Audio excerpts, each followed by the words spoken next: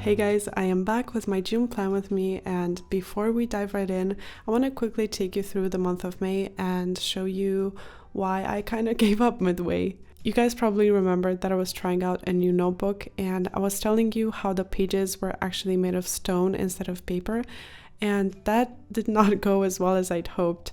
The ink smudged a ton because it took forever to dry. The ghosting was pretty bad as well, and it was just kind of difficult to write with my fineliners. They just didn't glide on that smoothly, so unfortunately I'm gonna have to repurpose this notebook for something else because it just didn't work out. I didn't have enough supplies to create my own inserts again, so I decided to use a sketchbook actually, which has the perfect paper for me, finally. And the way I'm gonna make up for the fact that it doesn't have a dot grid is I'm just gonna use a gridded page underneath so that I can see through and draw straight lines whenever I need to. Alright, so let's dive into the cover page.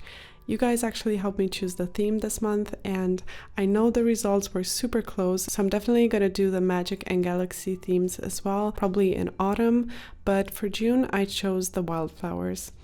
So I did kind of a simple wreath border, and I also didn't use any color for this setup because I just didn't want it to become too distracting for me, but you totally can, and I'm gonna show you what it looks like as well. So while I draw up this cover page, I want to thank Audible for supporting my channel and sponsoring today's video. And I wanted to share a book that I'm listening to that I think you guys would love as well. It's called The Power of Vulnerability by Brené Brown. And she talks about how embracing vulnerability is the only way for us to be kind to ourselves. It's the only way to allow ourselves to be creative and to experience beautiful things, and how being imperfect takes courage. The book actually has so many great quotes that you could put into your bullet journal, so I highly recommend it. But if it doesn't sound like it's your thing, then you'll still be able to find something because Audible has an unmatched selection of audiobooks. So anyways, if you want to give it a try, go to audible.com/mylifeinabullet or text mylifeinabullet to 500 and that'll give you an exclusive 30-day free trial as well as a book of your choice for free. So back to the cover page, I wanted to show you what it looked like when it's colored in and see if maybe you prefer that version. You could also use this wreath as a mood tracker and color in the leaves and flowers according to your mood. I think that would be really cool as well.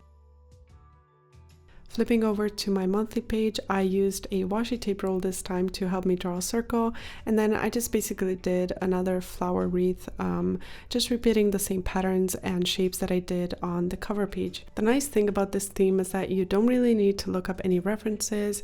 You can just really have fun with it and draw random flowers and leaf shapes, and it'll still look really, really good. I used the grid paper underneath to help me draw straight lines as I made the calendar, and each of those boxes is 3x4 squares, so it's not a ton of space, but it's enough to have an overview plus the most important events. Because I had all this space left on the spread, I decided to use the right page as my master to-do list, and I'm gonna keep it empty for now because that's where all my tasks are gonna go. So I'm really liking the idea of the flexibility to adjust it throughout the month. Moving on to my goals page, I actually really wanted to make it the same as last month because I loved it but couldn't really enjoy it because of the notebook.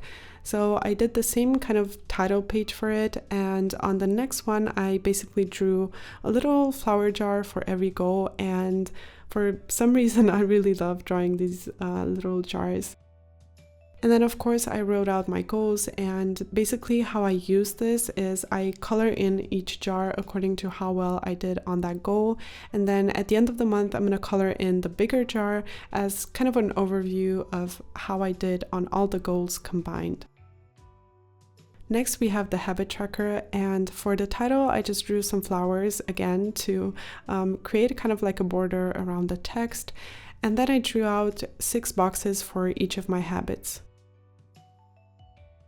For the little calendars, I'm actually going to use some really old stamps that I found laying around, and they were perfect for this layout.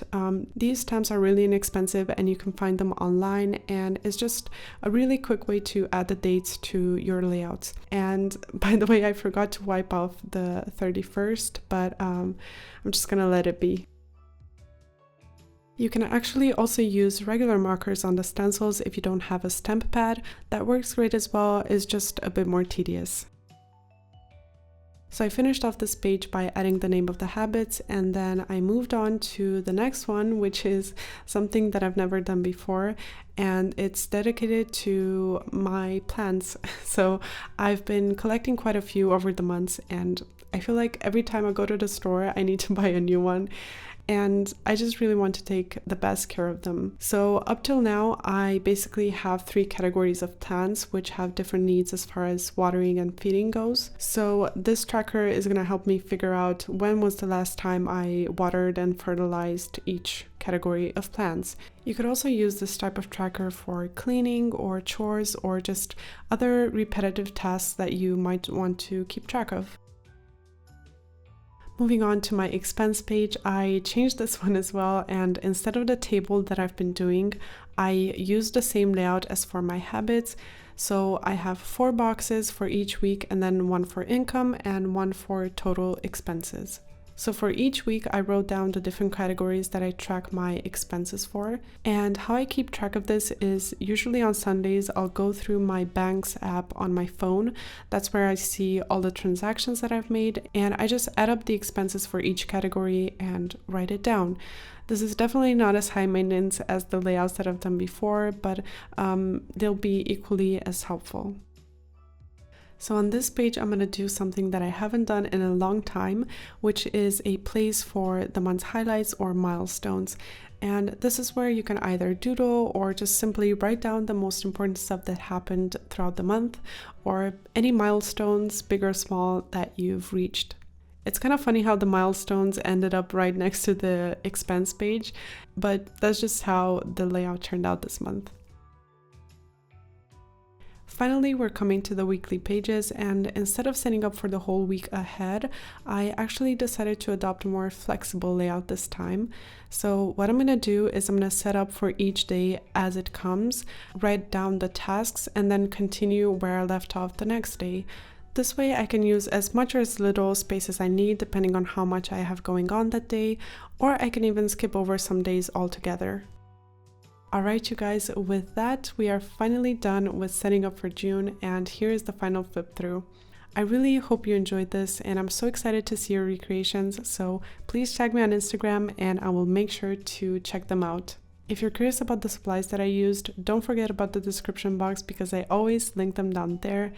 And yeah, that's it. Hope you have a wonderful month, and I hope to see you in my next video. Bye guys!